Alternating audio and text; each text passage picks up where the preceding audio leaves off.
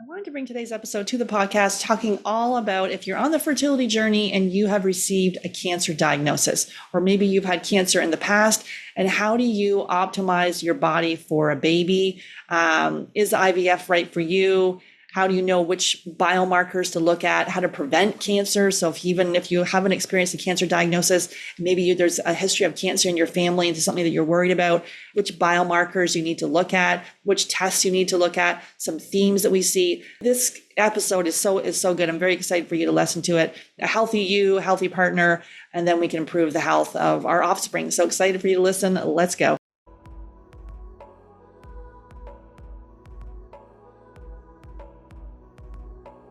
Hey, Katrina, excited to have you on the podcast. Oh, great to be here, Sarah. Awesome. Can you share with us how you came to do this work?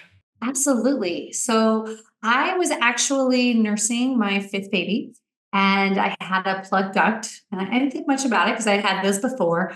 And I had a golf ball size lump that when the plugged duct resolved, the lump was still there, which kind of perplexed me. And again, I wasn't super concerned because I knew that breast tissue shifts as you're nursing. But when I started to get things checked out, it turned out that it was cancerous. And there was actually some involvement and clogged and everything up in my armpit as well. So this is where I went down the rabbit hole of exploring options. And at that point, I had already done a lot of work with food and cleaning up diet and seeing profound shifts and changes in my family. So I knew for me, the right choice was to look at things naturally. And through the nonlinear journey that is cancer, I discovered functional medicine and tested all these different things that I had no idea you could test. Yeah, I had already been doing a lot of the diet and lifestyle things, but there was a lot of stuff that showed up on the test that I had no idea. I had no symptoms. I had never tested. And these were major issues. And there were a lot of them that were all pointing towards, why I got the cancer. And so addressing those issues, not focused on the tumor, allowed my body then to be freed up and not be dealing with all these other things and have all the nutrition that it needed to be able to address the tumor, break it down, eliminate it 100% on its own. Okay, good. Well, I'm excited to dig into these tests and to delve into how that happened for you. So let's, and thanks for sharing that with us. And now you have 7 children, I saw, right? Yeah. So that was my fifth baby. This is how I said nonlinear. And we could take hours talking about this, but I actually got pregnant while I had cancer. And then I had another one afterwards. So I wouldn't recommend that to people necessarily, but that was my journey and it was a little crazy. But I just have a special heart for those that love babies, want babies, and have this cancer thing going on too. And I've worked with clients that have cancer, then want to clean things up to be able to get pregnant because, a lot of times the oncologists are not real hip on that, but it's important. Yeah, absolutely. So let's talk about someone who, if they've been diagnosed with cancer, they're on the fertility journey, and then their journey has been delayed because maybe they've gone through chemotherapy, they've had a mastectomy, and now they're on some medication. They can't try for like 18 months to 2 years. What can that person do so they've decided to go down the conventional route, essentially. They didn't know any of this stuff was here. And so what can be helpful for that person when they're ready to start trying? Any recommendations for that? This is a beautiful thing. So I work as a practitioner with clients, both completely natural as well as integrative. My journey took me natural, but I very much support that it's your body, it's your decision, what you want to do. And there's a lot of things that we can do from a food as medicine and then functional testing perspective to support people with a standard of care journey. When you're dealing with a lot of these, different repercussions from things like surgery and all the different drugs and such, there's a lot you can do. And this is a beautiful time because you've got this window where the doctors are like, we're messing with you. We're giving you these drugs. You really shouldn't be trying to get pregnant, but you can do things in addition that's going to support your fertility. And what I mean by that is doing the functional work, looking at why you got cancer, why you're having trouble having babies, whatever it is. There's so much overlap. it's often the same issues that are paralleling there.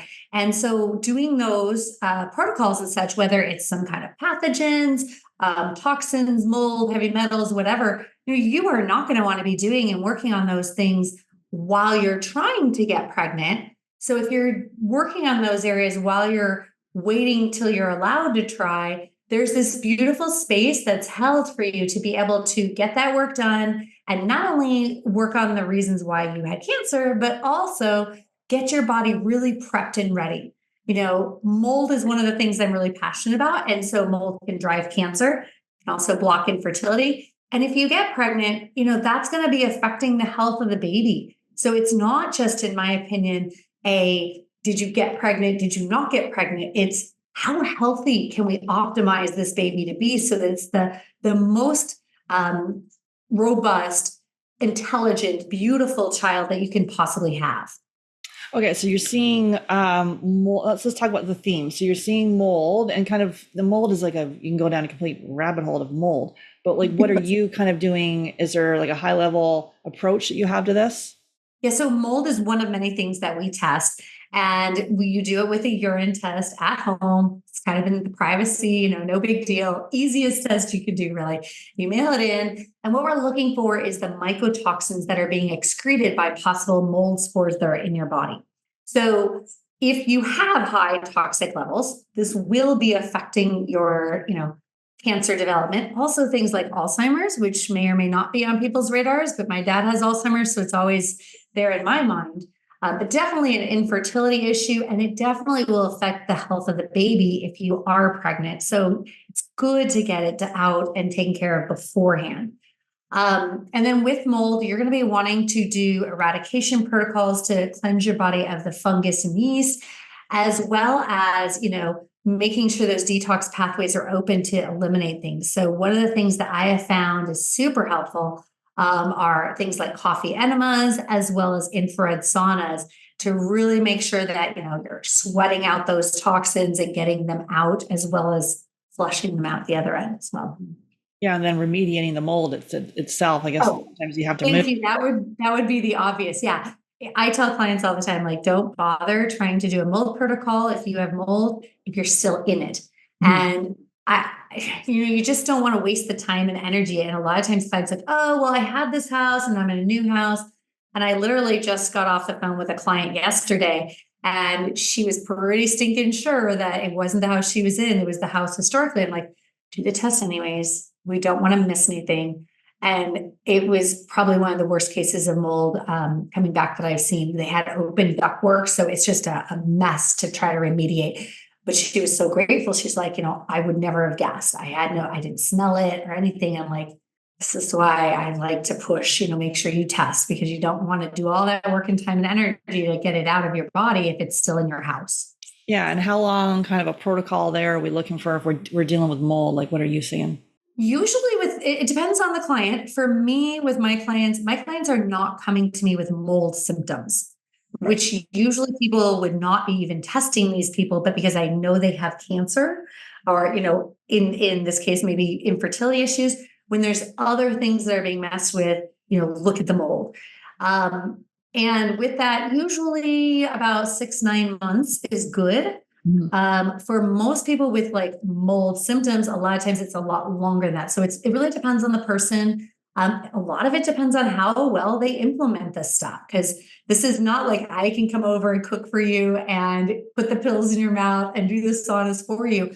Like, the client actually has to do this stuff. And just be honest, some people are more gung-ho and consistent than others, and that will reflect in how quickly they get the results.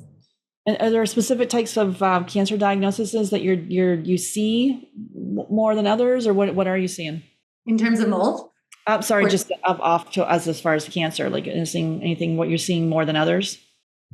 Predominantly, I work with middle-aged moms, so I am seeing a whole lot of breast cancer. That's the majority by a long shot. I also do see ovarian cancer, cervical cancer, things like that, but also things, I had a lung cancer, a liver cancer, thyroid cancer, quite a few thyroid cancers. So it's all over the place. It's just a matter of breast cancer seems to be, for the most part, a little less aggressive. And so people, I think, feel like they can take a little more time sometimes. That's not everyone, but a lot of it's just the mindset that people are coming into. Are they open to looking at functional medicine? Or are they like, oh, there's only one choice. I have to do standard of care. Okay. Okay. So we got mold. What are other themes you're seeing? Yeah. Mold is a big one. And I'm just going to circle back around this. Like, I test this with all my clients. They don't get the choice. And I've only had one client not have toxic levels of mold, which kind of startles me. Yeah. And I see this, but it's just so ubiquitous. So I just can't emphasize enough to people, whether we're talking about infertility, Alzheimer's, cancer, whatever, like check the mold. And a lot of times women are a little shocked because they're like, well, my husband and my kids, and they don't have any problems. And it just really has to do with what the life circumstances, what the detox capacities are for that. So we're also looking at a lot of other things. So we're looking at the hormones, which I'm sure you talk to your clients a lot about. So when there's hormone imbalances, whether it's some kind of PCOS, where there's high testosterone, or the estrogen dominance, or just regular estrogen dominance, or really low progesterone, or different things, those are going to be huge contributors. And then we're also diving into like how the estrogens are being metabolized, what is going on in the entire cycle. Because again, most of my moms are still cycling. They can be huge drivers there. And the adrenal hormones. A lot of us are stressed nowadays. Usually with cancer, there's some big trauma that has happened in their life the year prior. So emotionally, as well as then affecting the adrenals and the stress hormones. And so we want to make sure we deal with that emotional trauma as well, because if you don't, that kind of just trickles into everything. Yeah, that's one of the questions I asked them. So on the fertility journey, what, before you got the autoimmune disease or before you had this fertility diagnosis, what was happening? Oh, maybe they had, if it's a second marriage, it's like a battle with the ex, or custody, like if they have children already, from maybe he has children and they're trying to have children together, or a divorce, or like a death in the family. There's usually something that has happened. Almost always. It's rare to find something. And then usually if there is nothing, it comes out like 6-12 months in. Right. Like, oh, wait a minute. Yeah, which is, it's not fun to deal with this. And this is the area that I feel like people kind of brush over and kind of want to, well, let me take the pills. Let me do the protocols. But I don't really want to do the emotional work because I don't really know what to do with that and such. And that's a part that we really want to make sure we focus on.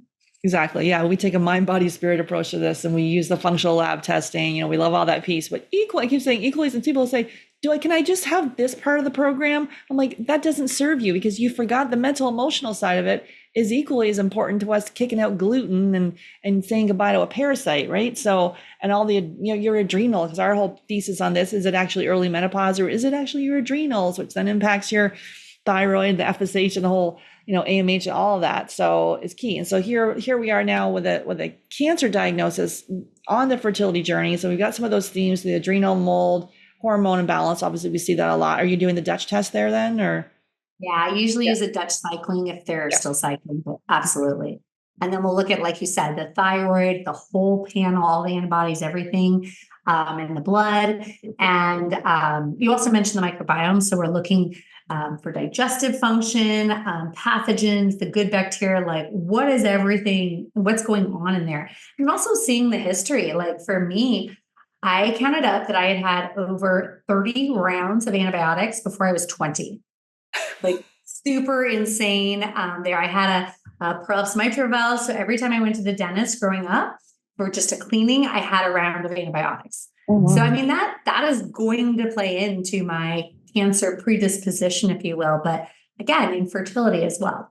Yeah, I had constant UTIs and sinus infections, took like just, antibiotic after antibiotic. And I'm like, I just got to get back to work. Give me more antibiotic. Ridiculous, right? And now it's like, I don't get sinus infections. And if a UTI comes on, which is rare, I can take D-mannose and move on. Okay, so let's talk about what are some biomarkers, things that you've seen on the blood where, I guess is an early, like a prevention side of things here. So what are some things that you see kind of out of whack? Yeah. So with the blood, whether you're looking prevention, infertility, cancer, a lot of this is going to be the same. You're looking for things being off. So with blood sugar, the hemoglobin A1C and the insulin are really critical to look at. I mean, they always run the glucose and it can have some implications, but it's really not where you want to dive into. And then homocysteine is a big one. So this is going to show us how well you're methylating.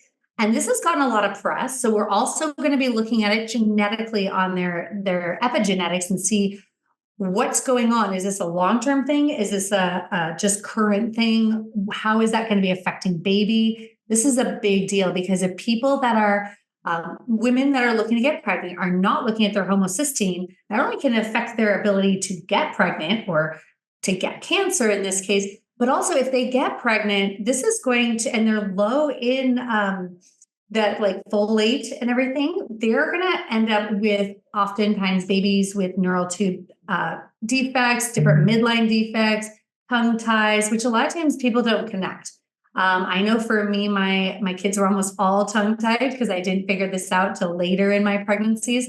And I had terrible times nursing. Luckily, I was really determined, but these are issues. And it's also going to affect whether they need braces and their palate formation, future possible sleep apnea. So as a mom, as a potential mom, it's really critical to be looking at your homocysteine. Let's see. Oh, the iron panel. Not only do you want to know your iron, you want to know your ferritin. So with people that have things going on in terms of chronic diseases and such, whether it's cancer, autoimmune stuff, a lot of times we'll see this pattern where the iron's okay, maybe even low, and then the ferritin's through the roof. And this is an inflammation issue that needs to be calmed down versus what a lot of times women see when they're pregnant, where the ferritin's really low, the iron's really low, they have like a iron deficiency and stuff. Totally different what you want to do with it and how to work on it. Yeah, so those are some of my favorites, like most important ones. Yeah, I was just doing a podcast talking about homocysteine and talking about how it's so important for egg and sperm quality, obviously ovulation, and for implantation too. So making sure the levels are the right range. What about CRP? What are you seeing there? Yeah, so there's 3 markers that with my cancer clients I check every month. So we look at the HSCRP, so that's the high sensitivity C-reactive protein. I look at the SED rate, and I'm looking at the LDH, sometimes called the LD, the lactate dehydrogenase. And these are all going to be markers of inflammation. So we're looking to see when things start to kind of catch on fire, if you will. And we can see these start to shift when there's a metastasis, things are spreading, growing in a not good way, as well as if a protocol is not working for someone. So they're great markers to check. But for infertility, these are also wonderful to see how on fire are you. There's a lot of great inflammation markers, but these are some of my favorites. Okay. And so let's talk about, so if someone has just found out, like they're trying to conceive and they just found out that they have a cancer diagnosis and they're open to looking at things from a functional standpoint. So those are some of the themes we see. What else could they begin to do instead of, so they're going to be pulled in 2 different directions. You probably get the conversation all the time where, should I do the chemo, the radiation? Should I have the mastectomy? What are you seeing there as for people, some options for people? There's a lot of ways to cut this pie, honestly. And this is where the client needs to get engaged with the process. This is where I see the best outcomes, regardless of what they decide to do. It's when people are engaged, taking ownership, educating themselves, not making themselves crazy, but really owning it. It's not their husband doing the research. It's them engaging. It's not their husband cooking for them. It's them, figuring out and understanding what's going on. So you can do things 100% natural. You can do things 100% standard of care. You can do a mixture of the 2 simultaneously, or you can do standard of care and then do functional. So you've got lots of different ways to combine this. And I believe, like I said earlier, that it's really important that the person gets to decide. So we have medical freedom, informed understanding of all the implications. Now, when you're doing it functional, again, that's going to be a really great choice for somebody that's maybe earlier stages, again, looking for getting pregnant. They don't want to just tank their hormones with the tamoxifen and such. If you're somebody that's got metastasis already and things are really on fire, you might want to buy yourself some time, calm things down with some standard of care. Again, working integratively, you can make the chemo or radiation more effective by combining that with a ketogenic diet. If there's mold, let's get the mold out. Let's not keep making your body fight against it. There's a lot of things you can do to support yourself through the standard of care with the functional medicine as well. And so, okay, so now let's talk. And then, what's the diet that you're looking at there? So you're looking at keto or? Yes, and it's not the keto that's out there now. So we're looking for a very dialed in. You're actually dropping ketones. You're testing it. You're in ketosis.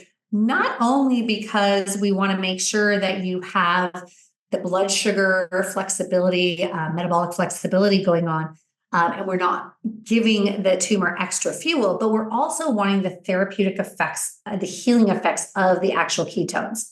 So again, like I mentioned, this is a very nutrient dense, not dirty keto, clean keto. So no inflammatory oils, because that's going to be 80% of your diet. You don't want it to be toxic. So very organic, some nice fibers with those low carb veggies.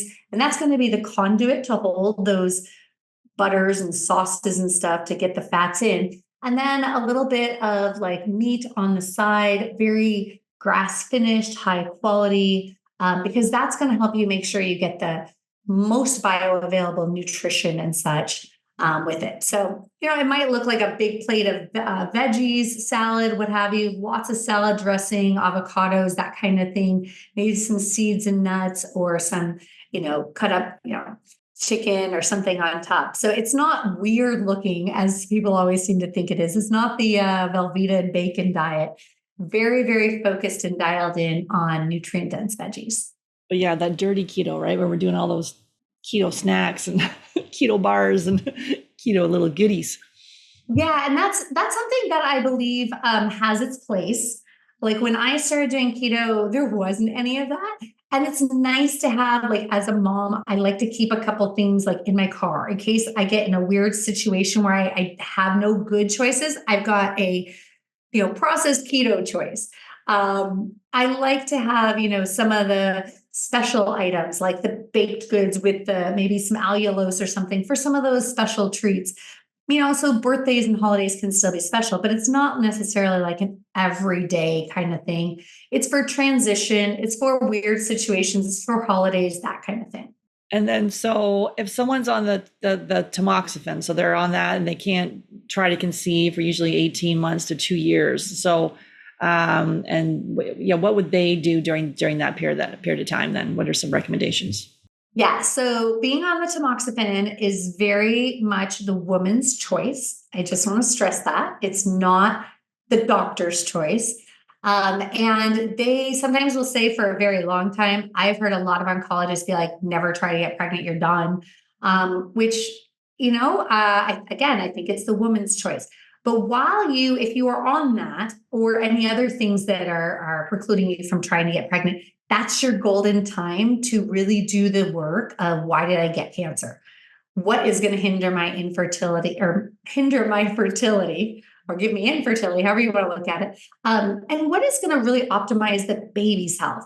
How can I be the most fertile place for really developing a human person? So again, like the homocysteine, like you said, getting the B vitamins and that high dose to make sure that you can get pregnant is step one, but, or get out of cancer even before that.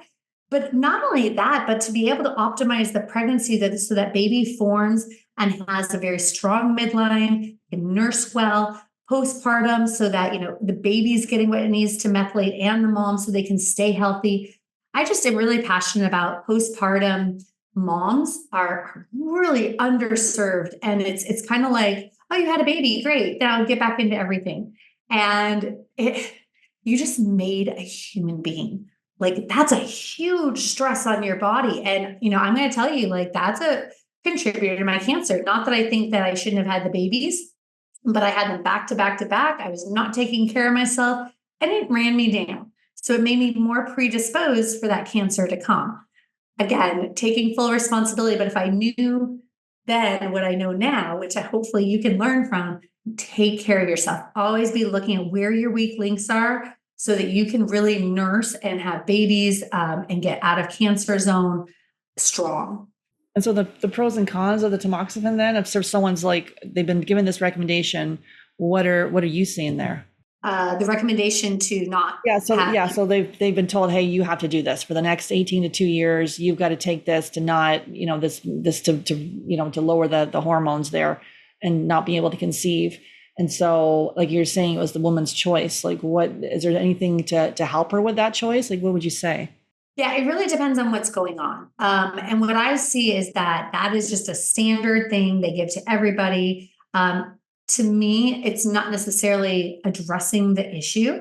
So having somebody that really understands the functional labs and is well-versed in oncology, and in this case, infertility as well, is very important to decide and get some good insight. Like, is that really needed?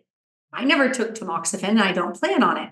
But knowing my genetics, knowing my hormones, knowing, what I was eating, like all of that's going to play into it. Is this something that's really needed? And sometimes it might be a great idea, but even if tanking your hormones on purposely is a good idea, like there's natural ways to do it. You don't have to do it with tamoxifen. So I just want to put the word out there. I'm not a doctor. I'm not telling people what to do. I'm just saying there's options. Be educated. Know what you want, and know that your doctor's not really thinking usually about the baby. That's not their priority. They're covering their butt liability wise for cancer. So there's a lot of things going on there that I'll just bring to the forefront and say are very controversial. And so let's kind of go back to you. So things that you were able to heal naturally, can you talk about some themes or stuff that you saw with yourself? Are you able to share that with us? Absolutely. Okay, yeah. great. So there's 10 areas that as a practitioner I look at, and I had a lot of them all. So this is the big thing. It's not one thing. I think we want it to be one thing, and it's never one thing. Usually it's like 7 or 8 of the 10 things. So for me, I was insulin resistant. I had no idea. Feels good to be insulin resistant because you got a lot of blood sugar high running around. It feels good. Hormones. I was very estrogen dominant. On the genetic side, actually have a predisposition to have low hormones, which actually helped me in this regard to turn things around very quickly, naturally, within a few months, honestly. I was very stressed. I had just moved to a new state. Sorry, just to interrupt for 1 minute. So if someone's got, because we work with a lot of people with, low AMH or high FSH, diminished ovarian reserve. So like when they do the Dutch test, it's coming low on estrogen, progesterone, testosterone. So you were kind of low, but you said did you say you had estrogen dominance there, or what did you have?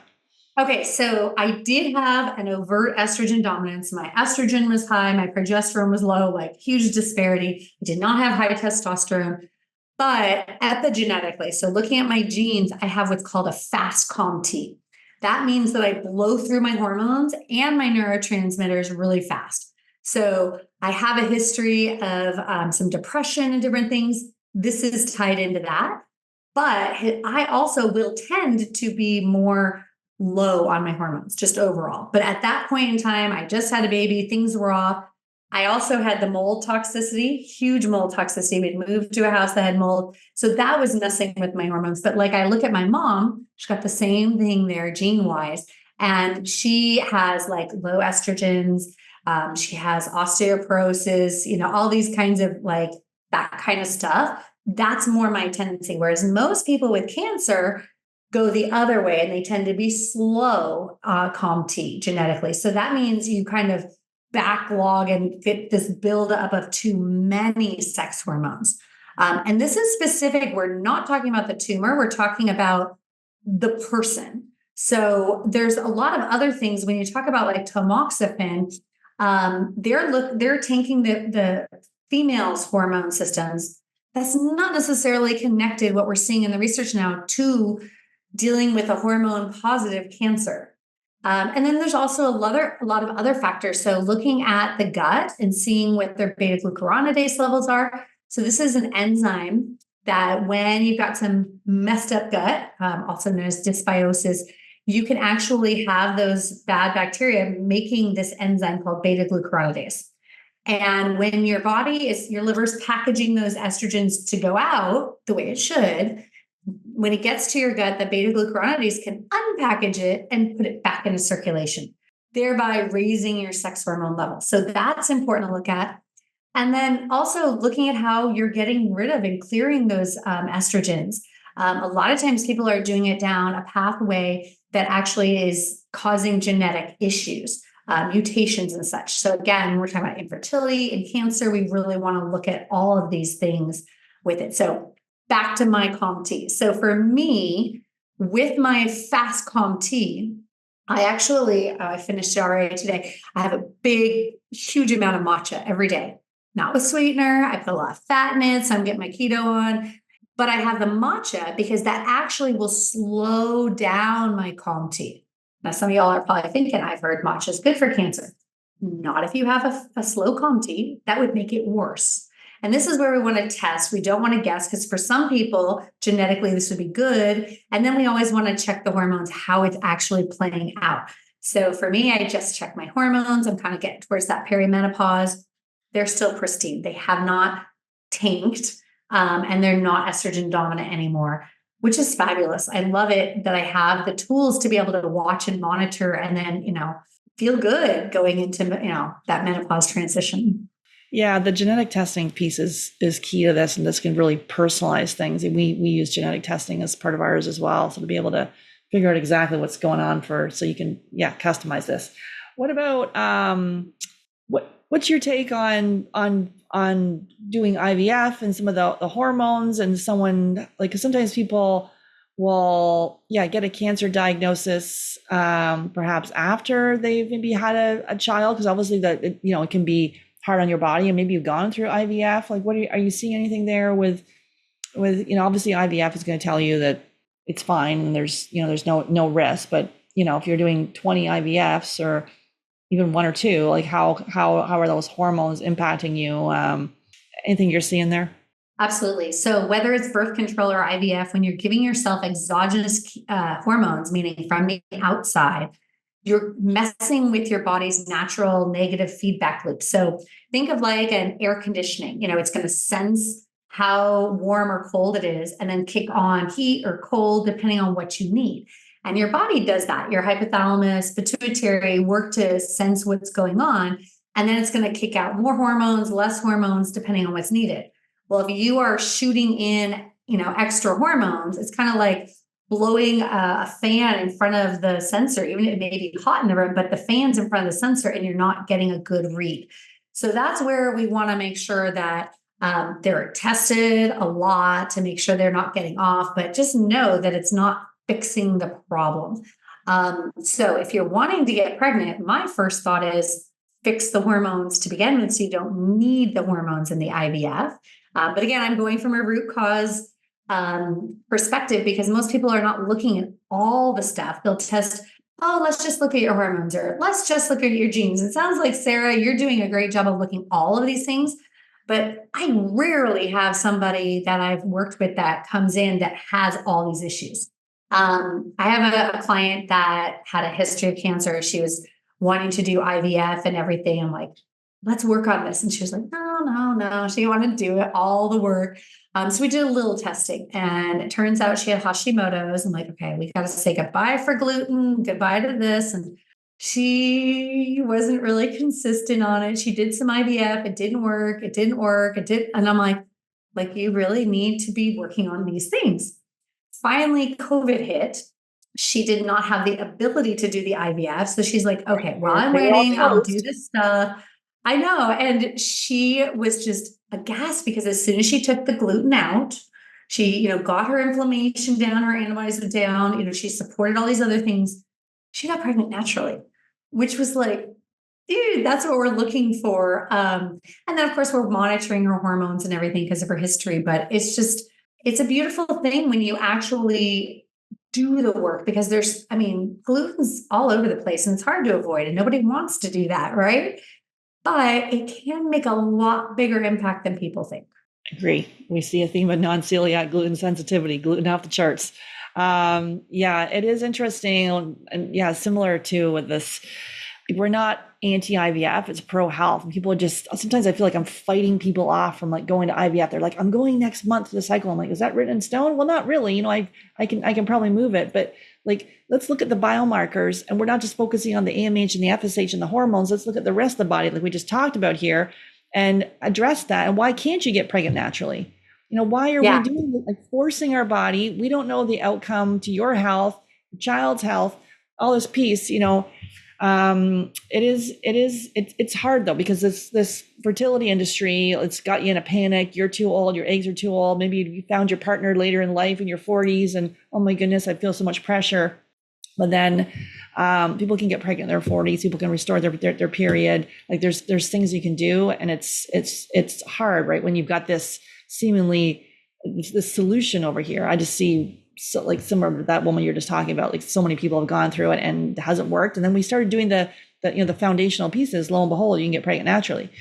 Yeah, I know, right? So It's really interesting. And I think you hit on it really well, but there's things people aren't testing. The standard of care is not testing things like mold. They don't think it's connected, but this will screw up the entire endocrine system faster than anything else. And you can be doing all the right things. I see this all the time. My clients, I've never had any clients that come in eating, this sad American diet. They're doing, gaps and keto, they're trying to do all this stuff already before they get to me. And it's the fact they can't figure it out because they're doing all the stuff. I mean, people moving to different states to raise animals, this kind of extreme. And nobody's testing the stuff. And when they get the mold gone or whatever it is for them, and again, it's lots of things, then they see big changes. And I just want to point out, like, there is no guarantee with standard of care. When you do something like IVF, I mean, most people go in knowing they may or they might not get pregnant, but you will be harming your health, period. Because like you said, those hormones are not good for you. But if you do it functionally, whether you get pregnant or not, you are helping your health. And if you do get pregnant, you are actually going to be making a healthier person.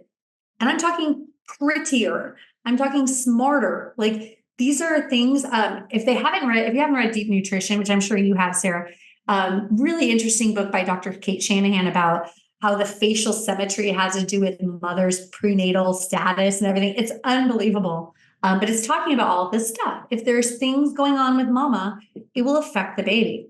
And I'm here to say that you can see, if you look at my birth weights, exactly where I started eating healthier. It was incredible. Now, my kids were all healthy, but there was stuff going on and they were, in the normal range. And my last 3 pregnancies were all just shy of 10 pounds, which is what a healthy baby should be. And I will tell you, 2 of my babies were in my 40s.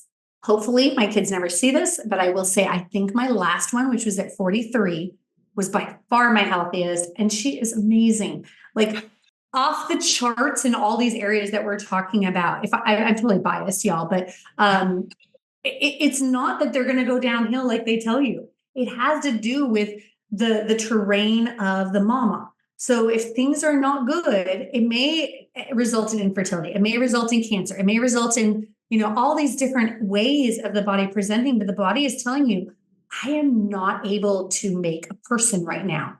Take care of me and then I'll help you out with it. So this is where mamas, we want to step back, make sure you're ready for it fully, physically, mentally, emotionally, all that stuff. And then it will happen when it's supposed to happen. Yeah. And to me, you're in a very powerful position right now to make these changes, right? To be able, because sometimes it's like, I know when people get married, they spend like 12 to 18 months planning the wedding, and then, they want to have a baby in the first month. Well, let's work, forget that, wasting all that money there. I mean, my daughter's doing this wedding planning thing, when she's literally the weddings, the amount of money people are spending. I'm like, oh my goodness. And then you want to get pregnant the first month, and we haven't worked on our preconception health. Obviously, to say you're going to spend 12 to 18 months may seem scary when you're, facing down whatever age it may be, but it is like you're in a very empowered position right now to make these changes. And there's things we can do, and it's not just about pumping your body full of hormones and drugs and hoping for the best and feeling just swept along in this whole entire industry. I love how you brought up not only the time, but the money that people spend on weddings in compared to preconception, because if people spent that time and money, we would have a totally different society in terms of, we're looking at these epidemics of kids with all sorts of issues on spectrums and such, or just not happy. We're talking about kids being depressed and everything. And I'm not saying the mom's to blame. Please hear that. I'm just saying there's a lot of tools that we are being told don't matter. And that drives me nuts. Right. The oncologists always are telling my clients, it doesn't matter what you eat. I'm like, nothing could be further from the truth. And it makes a huge difference on baby's health as well as mom's health. What we eat makes a big difference. Yeah, you're asking the wrong person. If you ask the oncologist or the REI if diet matters, they're going to tell you, no, it doesn't. But we just asked the wrong person. You ask a nutrition person or functional medicine person, they're going to say, yeah, it's the foundation of everything. I wish I knew when I was having my first child what I know now. It would be so different. And I've apologized to her and she's like, Mom, you didn't know. I'm like, I know, but still. You know better, do better. Okay. And so let's talk about just sort of the emotions and mindset. Like, what are you seeing as part of a cancer diagnosis? Obviously, getting that can be devastating, heartbreaking, and people are going to complete panic thinking they're going to die. So like it is no small thing to receive. Obviously there's ones that are, worse than others. But I think even just like to see where people are, and then the other thing is just a little offside here. People running off for the cure, like we're doing the run for the cure and we're doing all this stuff with like the cure. It's not, medication can be part of it, like you're saying, but there's things you can do. And like you said, somebody having the person that has a diagnosis to take charge of this, and obviously people around them to support them. But because otherwise, I guess we can just spiral down into a little negative hole. But what are you seeing there with emotions and mindset and how that plays a role? Okay, Sarah, there was a lot there. So let's just be clear. There will not be a cure. And I'm not trying to be like a conspiracy theorist, but we know that cancer is a multifactorial disease. You're never going to get one thing that's going to fix this for everybody, period. And these drug companies, I don't know. They know this. This is understood, but they're not looking at it because, we want to have one drug that does it, right? Who doesn't want to take a pill and make it magically go away?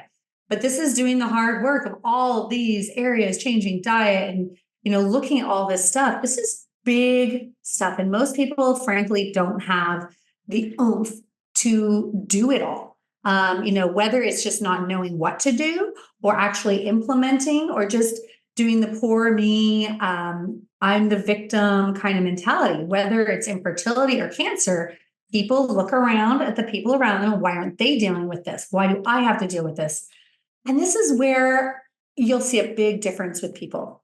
Some people will look at that and their mindset goes to, I'm going to make the best of this. What can I learn from this? How can I grow? What is God teaching me? All that. And some people sink back and they go into victim mentality, poor me, and it takes them down a really bad path. And those are the people that usually don't implement, they don't follow through, they avoid the emotional work. And those are where I don't see good success. And honestly, this is the biggest factor. What is the attitude towards the diagnosis? Again, infertility or cancer. And how do they receive it? How do they choose to handle it? That makes the biggest difference of all. And, so I just encourage people, whatever the trauma was, the emotional trauma beforehand, how are you going to frame that? What are you going to do with it? How can you release that emotional stuff, that gunk that's manifested in your body? Are you going to deal with it? Because quite frankly, if you were to get pregnant, if you were to live, that's going to affect your life too. And how you are showing up as a mom, as a friend, as a mother, as a spouse, all that stuff. So this is a choice. It's a wake-up call to how do you want to live your life? Who do you want to be? And it's a beautiful thing to get that wake-up call, because I know for me, it was huge. And I was not being the person, the mom that I wanted to be. And I made a different choice. And it's been a hard journey. It's a hard struggle, but I would not change it for anything in the world. People think I'm saying that as a trite, like, oh, cancer gave me a gift. No, it changed my life in all the best possible ways. It was like being in a blender, and it sucked during the process, but the process is got me to where I truly from my heart wanted to be.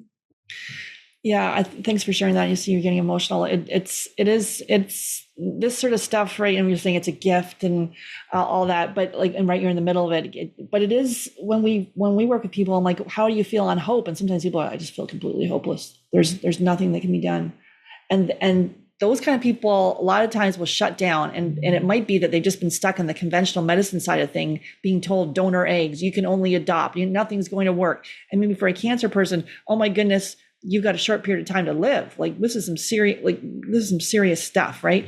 And there's all kinds of studies talking about your mindset and being able to have the ability to heal and kind of how you deal with things. Obviously, having a guide and people help you on this, like this can be so confusing as you're trying to navigate all these things and doing it yourself. And you're like, that medical gaslighting, you're like, I know there's something else. I know there's something I'm missing. And then, no, it's only this way. And you start to even as doing this for a living, sometimes I'm like, they're telling me something. I'm like, what? No. And so you feel like someone's not listening to you and you need support. There's things to do. So let's talk out here. You have a free ebook, The Roadmap to Prevent Cancer Reoccurrence. And so we'll have a link in the show notes so they can get that at cancerfreedom.com/roadmap-opt-in. And so what can they experience? What can they get in that roadmap? Yeah, that ebook is going to give you the information about the testing that we've been talking about. There's probably a lot of things and tests that I missed because there's so many that we're looking at. My philosophy is I don't want to miss anything. I don't want to take a year to run each test one at a time. I want all the smoking guns on the table up front because that way we can prioritize and know what we're dealing with. So it talks about the testing and the process and, a lot of the stuff we're talking about today. In maybe a little more depth kind of thing. And a lot of overlap with infertility. So I think you guys have already seen that there's a huge amount of overlap in terms of what all's going on and what you need to deal with. Awesome. I love it. So we'll have that in the show notes. Definitely check that out, The Roadmap to Prevent Cancer Recurrence.